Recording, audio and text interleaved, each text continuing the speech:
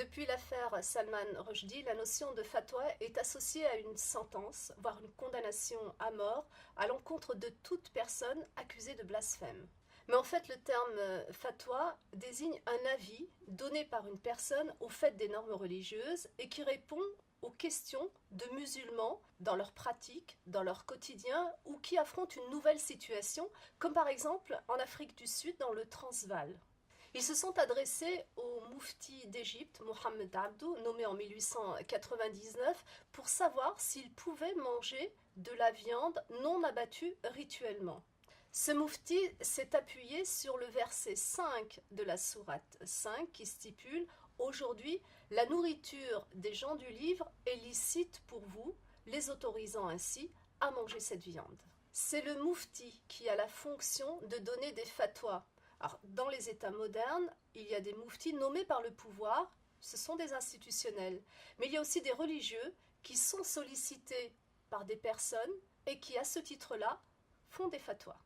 Alors, pour les mouftis nommés par l'État, il peut y avoir des cas de conscience qui peuvent conduire à la démission ou à la révocation de ce moufti. Alors évidemment, d'un moufti à l'autre, les fatwas peuvent être contradictoires.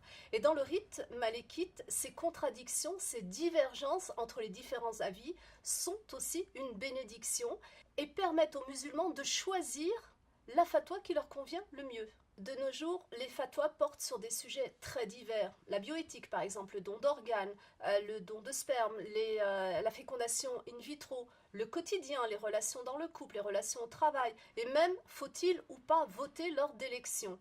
On peut demander des fatwas par téléphone, par email, sur des forums de discussion, des sites internet y sont consacrés, tout comme des émissions radio. Les fatwas sont devenus un commerce florissant, notamment sur internet. C'est aussi sur la toile que certains appels au meurtre sont présentés sous forme de fatwa. Là, il s'agit plus d'une posture que d'une réponse à une question donnée.